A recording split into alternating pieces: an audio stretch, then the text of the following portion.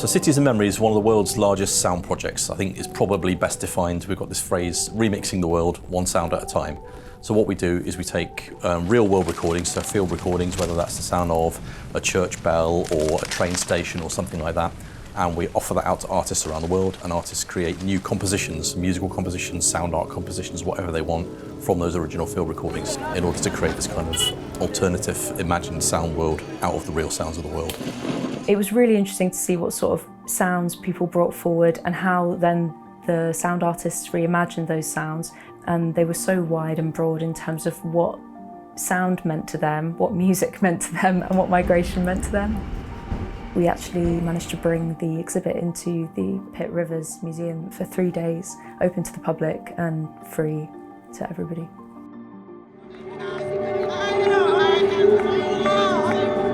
It's the connection you have as a field recordist with the subject that you want to record. And most of the time it's about distance.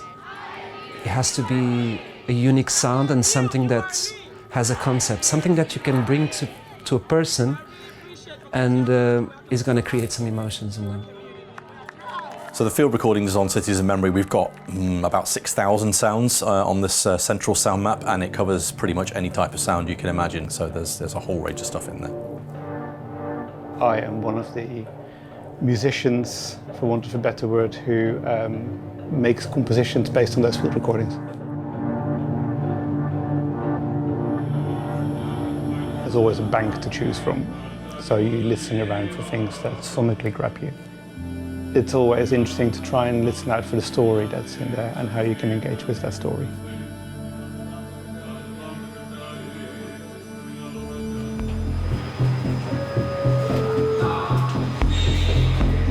So we had a conversation with COMPAS, which is obviously the Centre of Policy, Migration and Society at Oxford, about the idea of doing this around migration.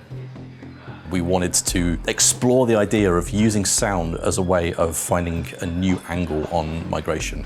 There was very natural ground to put together a project that could use sound to offer like a new look at migration. Migration is something that is fundamental to all of us. We all have experiences of migration, maybe personally or within our families or our friends. When I travel, I tend to go to remote places, off-track places, away from tourist places. This is the core of the migrants, that's where they are. When we were talking about migration as the context for this recording project, I thought actually what I want to do is I want to be able to imagine the musical dance that I make around this melody. It comes from a different culture to the one that I would normally work with, and I could see how the kind of thing that I would make would work around it.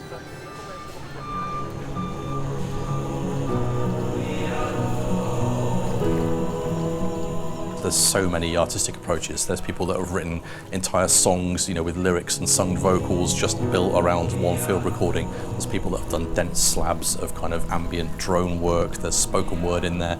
But then some of the ones that impressed me the most are where the artist has actually got in touch with the person that made the original field recording and actually worked on a remote collaboration with them. So it really became a proper collaboration between the recording artist and the composer. I enjoyed the process of making that music. I can only hope that the people who were in that field recording would enjoy the project likewise. I think with this project, hopefully, it's allowed us to challenge maybe some of those stereotypes that surround migration and perhaps offer the public a space to reconsider and reevaluate who we're talking about when we talk about migration. And the answer, of course, is everyone, because it's such a fundamental part of what it is to be human.